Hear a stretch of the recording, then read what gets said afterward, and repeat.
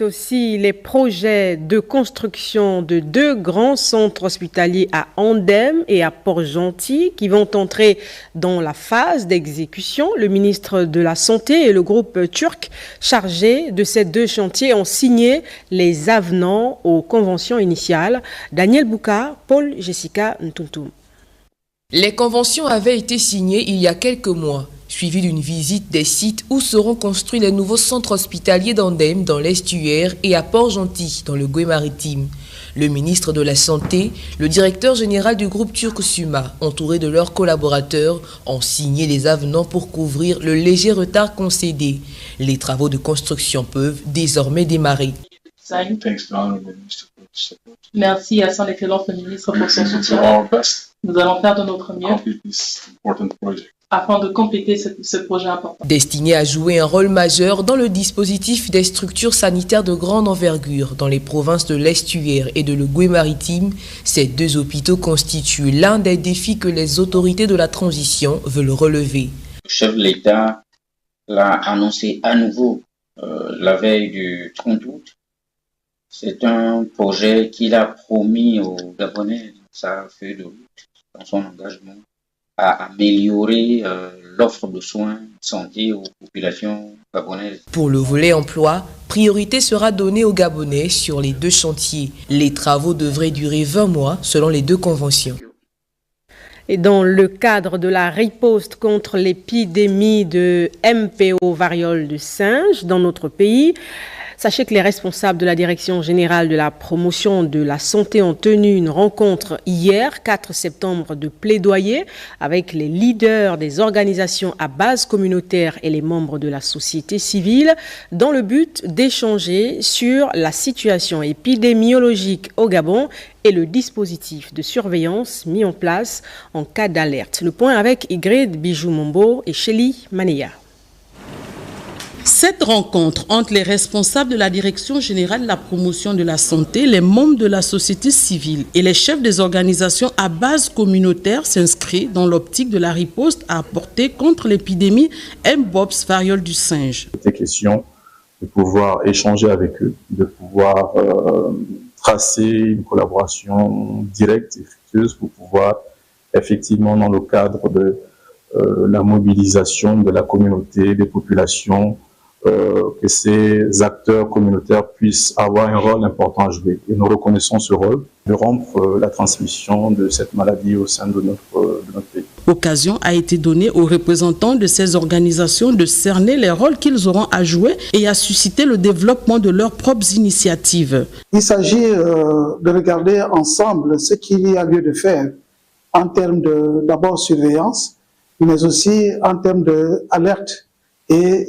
entrevoir ensemble une mobilisation beaucoup plus communautaire. Et vous êtes sans ignorer que la société civile travaille beaucoup plus avec les communautés.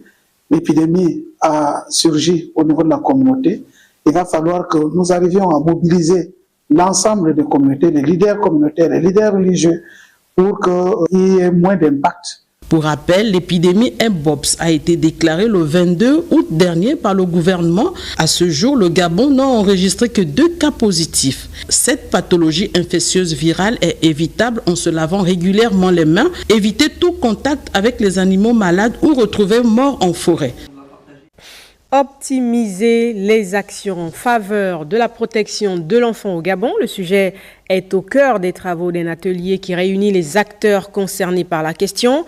La rencontre est axée sur le processus de réalisation du bulletin des indicateurs de protection de l'enfant pour permettre l'élaboration de politiques publiques en matière de prévention et de lutte contre la maltraitance des enfants. Le point avec Jean de Dieu au Goms-Gombi et Justin Diana.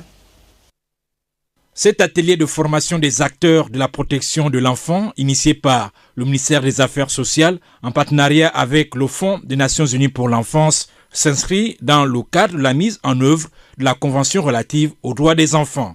En collectant les informations et renseignant plus de 100 indicateurs des droits de l'enfant, vous faites avancer la protection des jeunes filles et aussi des jeunes garçons.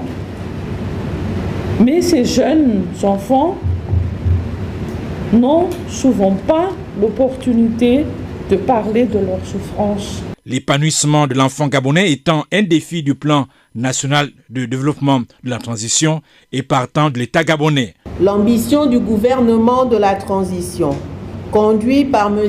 Raymond Ndong Sima, Premier ministre, sous l'impulsion de son Excellence, le général Brice Clotaire Oligui Nguema, président de la transition, président de la République, chef de l'État, est de faciliter la production des évidences sur la situation des droits de l'enfant au Gabon de façon systématique par l'ensemble des acteurs que vous êtes. Les travailleurs sociaux, les officiers de la police judiciaire et responsables d'ONG vont entre autres documenter la matrice des indicateurs de protection de l'enfant. Depuis 2016, nous produisons en partenariat avec l'UNICEF le bulletin des indicateurs de protection de l'enfant suite à la collecte des données désagrégées par âge, sexe et thématique présentant la situation des droits de l'enfant dans les différents domaines de leur vie. La Convention relative aux droits des enfants, adoptée par l'Assemblée générale des Nations unies en 1989, a été ratifiée par le Gabon en 1994. Lancée le 7 août dernier, la campagne de sensibilisation sur le processus de régulation foncière suit son cours. Le directeur général de la SNI sur le terrain édifie les populations d'Issassa sur la question foncière et sur l'impérieuse nécessité de se conformer aux actes administratifs. Le point avec Hamad Beni-Evaka, Marie-Thérèse Kassa. La sensibilisation porte tout son sens au regard des réformes engagées par les autorités de la transition. Le directeur général de la Société nationale immobilière et ses équipes, en pédagogue, ont apporté des éclaircies aux futurs propriétaires des passerelles d'Issassa sur le processus de régularisation foncière. J'ai 5000 m². Je suis là depuis 2009. Et donc du coup, régulariser la situation de cette parcelle, ça nous arrange énormément. Il était question d'échanger, recueillir les préoccupations des populations et aussi recueillir leurs contributions pour éventuellement améliorer le déroulement donc, de l'opération de régularisation, qui est une opération qui vise principalement à aider nos compatriotes à devenir propriétaires. En échangeant avec les populations de la zone, le patron de la SNI a indiqué que l'opération de réalisation d'état des lieux aura une durée de 4 mois, contrairement à celle liée au paiement. Parce que tout le monde n'étant pas logé à la même enseigne, il y a des compatriotes qui pourront payer cash et à d'autres, nous sommes conscients qu'il va leur falloir beaucoup de temps pour régler. Nous sommes donc partis pour des paiements échelonnés sur plusieurs années. Cette campagne, baptisée Issassa Mater, lancée le 7 août dernier, vise entre autres à tirer un trait sur les conflits fonciers récurrents dans cette partie du Grand Libreville. Aussi, faciliter le plus grand nombre à avoir accès à une propriété. Entendu que la SNI devra convenir avec chaque occupant d'espace d'une modalité qui lui est convenable pour d'éventuels règlements. Le ministre de la Communication et des médias natifs de Congo était en tournée de remerciement des populations du Congo à la suite de la tournée républicaine du président de la transition. Patrick Simongoy, Rodrigue Simongoy, Janton Aguero Gonjo. 3 semaines après l'arrivée à Congo du président de la transition, président de la République, chef de l'État, le général de brigade, Brice Clotaire Oligui Nguema, le 13 août dernier, le ministre de la Communication et des médias, porte-parole du gouvernement, Laurence Ndong, entreprend depuis 24 heures une tournée de remerciements des populations du Congo qui ont accueilli massivement le président de la transition dans le cadre de sa tournée républicaine riche d'enseignements. Dans la commune de Kango, première étape d'un long périple, Laurence Ndong a communié avec les populations de Débarcadère, Kwame 1 et Kwame 2, Kafele, Meza, Zormitang, Agricole et Nyanam, avec à la clé le message de soutien au comité pour la transition et la restauration des institutions et la réalisation des projets prioritaires susceptibles d'améliorer les conditions de vie des populations grâce à l'enveloppe octroyée au Congo par le chef de l'État. Enveloppe bien logée à la caisse de dépôt et de consignation, la CDC, qui ne traitera qu'avec les entreprises retenues pour l'exécution des travaux. Le CTR et le président ont posé un acte salvateur avec le cœur. Et eux, ils ont répondu à cet appel du cœur, aussi avec leur cœur et avec patriotisme. Ils sont venus accueillir le président de la République. Et donc je suis revenue leur dire merci.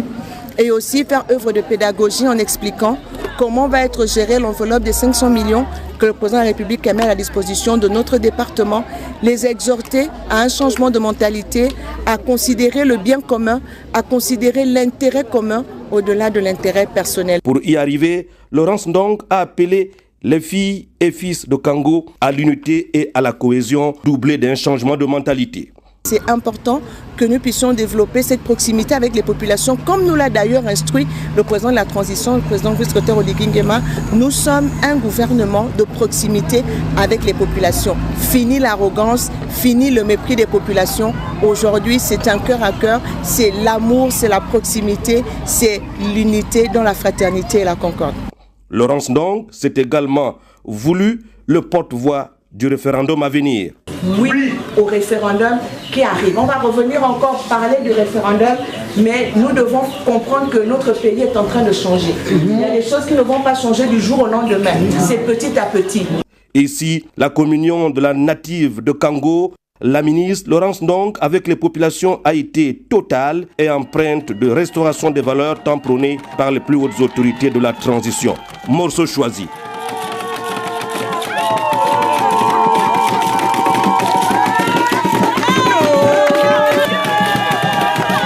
Cette tournée de remerciements se poursuivra le week-end prochain. Le ministre de la Communication et des Médias, porte-parole du gouvernement de la transition justement, qui convie l'ensemble des agents statutaires de la Radio Africa numéro 1 à une réunion d'information au siège provisoire de la dite radio 6 au stade d'Angonje, dans la commune d'Akonda, le lundi 9 septembre 2024 à 9h. Ce communiqué tient lieu de convocation et la présence de tous est de rigueur. Dans votre 20h, le gouvernement confirme le maintien de la gratuité des frais d'inscription dans les établissements publics et confessionnels pour la rentrée 2024-2025, vous le savez. Mais sur le terrain, la réalité est tout autre et les parents se plaignent de cette situation. Daniel Bouka, Yannicka Abaga, Guy-Serge Dizambou ont fait le constat. Il est 9h quand nous arrivons ici, au lycée public Baoumar. Parents et élèves se bousculent pour procéder aux inscriptions pour les uns et aux réinscriptions pour les autres. Pour l'occasion, une salle a même été spécialement aménagée, facilitant l'opération. Lorsque je suis venue me faire inscrire pour la classe de première, on a juste dit apporter la photocopie de l'acte de naissance, mais on n'a pas payé l'inscription parce qu'elle était gratuite. On a juste dû payer la PE, qui coûte 5 000. Ça, c'est une épine sous le pied qu'on enlève aux parents d'élèves. Pour ce qui est des enfants de classe sans examen, nous demandons aux enfants d'apporter une copie du bulletin du 3e trimestre, une copie simple de l'acte de naissance, 4 photos, identité. S'agissant des classes examen, il faut une copie du bulletin authentifié, 2 copies d'acte de naissance légalisées, 8 demi-cartes photos. Je confirme la gratuité des frais d'inscription. Même son de cloche au lycée public de Montalier. La réinscription, elle est gratuite. Mais ce que nous constatons, c'est au niveau de l'APE que nous refusons de payer. Dans le cas de Montalier, nous pratiquons la gratuité. Le président de l'APE du lycée public de Montalier vient de nous offrir 67 cahiers de texte. Et pourtant, tous les parents n'avaient pas cotisé, n'avaient pas adhéré. La gratuité des inscriptions, une norme visiblement effective, elle contribue ainsi à l'épanouissement financier de nombre de parents d'élèves, parfois asphyxiés par la cherté de la vie. Toutefois, les frais de l'APE demeurent d'actualité, mais facultatifs, et ne relèvent aucunement de la compétence des établissements, à contrario du président de l'association des parents d'élèves. Un ras-le-bol que la tutelle partage. Le directeur d'académie provinciale de l'Estuaire a tenu à recadrer les choses et il prévient, tant pis pour les chefs d'établissement réfractaires. Nathalie Oké, Alexandre Nkogé.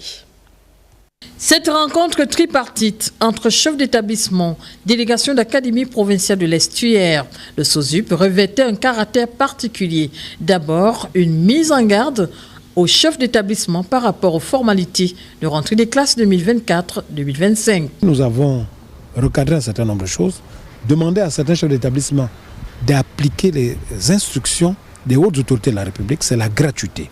Et que celui qui ne va pas respecter ces instructions, il s'expose aux sanctions prévues par la loi. C'est gratuit. Là où c'est des établissements reconnus d'utilité publique, où l'État a envoyé les élèves, nous demandons aux parents de lancer l'alerte au cas où ils vont dans un établissement pour inscrire ou réinscrire leur enfant et qu'ils constatent qu'on leur demande de payer quelque chose, qu'ils reviennent vers nous et nous allons sanctionner le responsable de l'établissement. Le deuxième temps fort de ces échanges, l'opération d'identification des élèves supervisée par le SOSUP. L'idée derrière, c'est d'avoir une maîtrise déjà de l'ensemble des apprenants scolarisés au Gabon, que l'on soit au pré-primaire, au primaire, au secondaire. Deuxième chose, ça nous permet, nous, secrétariat d'orientation scolaire, universitaire et professionnelle, de pouvoir mieux administrer la question d'orientation. Ces données-là seront enregistrées dans une application appelée e-formation. C'est via cette application que les responsables du ministère de l'Éducation nationale pourront avoir accès. Un calendrier scolaire qui a bel et bien démarré depuis le 26 août dernier. L'objectif, lutter contre l'échec scolaire à travers la mise en place d'une nouvelle application qui viendra révolutionner le mode de fonctionnement du système éducatif gabonais. Une rentrée scolaire qui entraîne des pics d'affluence dans les mairies du Grand Libreville devant des agents des services d'état civil stressés par les usagers, pour la plupart parents d'élèves qui sont venus légaliser les actes de naissance de leurs enfants. Le point avec Doris Cruz-Nkoulou et Pierre Claverella.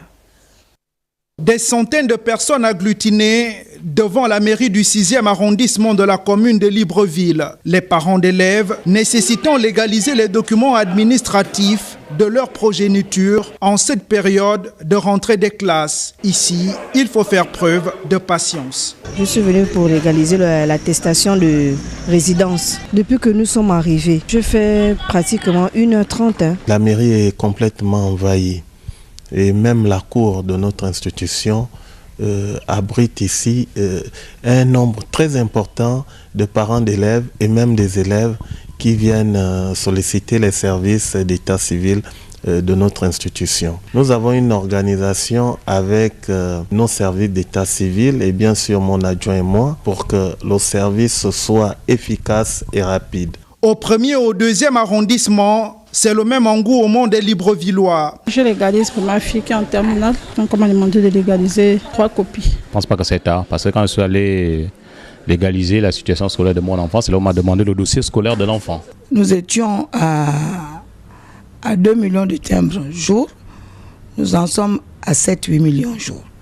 Et le régisseur est obligé d'aller 2 fois par jour acheter des timbres. Il y a une influence terrible. En dépit des difficultés d'accès au bâtiment, les parents sont là. Nous nous sommes organisés essentiellement au niveau des services d'état civil. Nous arrivons quand même à faire face à la demande, à l'affluence. Des moments particuliers qui donnent du grain à moudre aux agents municipaux qui n'ont pas de repos au quotidien, à contrario de la période des vacances. Et pendant ce temps, plusieurs experts du système éducatif gabonais sont réunis au complexe scolaire à Libandeng pour mener une réflexion sur la réforme curriculaire. Ces acteurs de l'IPN et de l'Inspection générale des services de l'éducation nationale vont produire un document officiel sur les curriculums en milieu éducatif. Plus d'éclairage avec Nathalie Oké et Alexandre Nkogé. C'est en présence du conseiller spécial en charge de l'éducation que s'est ouvert cet atelier sur la réforme curriculaire, sujet important qui intègre le programme éducatif en cette période de rentrée des classes. Cet atelier consiste à réviser la totalité des programmes du système éducatif gabonais, des assises qui ambitionnent de renforcer les capacités opérationnelles des panélistes sur l'analyse des coefficients et des programmes. Nous aspirons à induire des changements profonds dans divers domaines. L'encadrement et le partage des responsabilités pour que chaque acteur du système éducatif joue pleinement son rôle et s'engage avec détermination dans la mise en œuvre des réformes nécessaires. La formation continue et la culture professionnelle pour garantir que nos éducateurs soient constamment en phase avec les évolutions pédagogiques et les innovations du secteur. L'autre but visé s'arrimer aux standards internationaux concernant l'harmonisation des méthodes d'apprentissage. La conception de l'apprentissage et des pratiques pédagogiques pour offrir une éducation moderne, interactive et en phase avec les réalités de notre époque. L'innovation et l'évolution technologique pour intégrer les nouvelles technologies dans nos pratiques éducatives et préparer nos jeunes aux défis du monde numérique. 72 heures durant, ces experts vont réfléchir sur la mise en place d'un document stratégique qui fera office de boussole.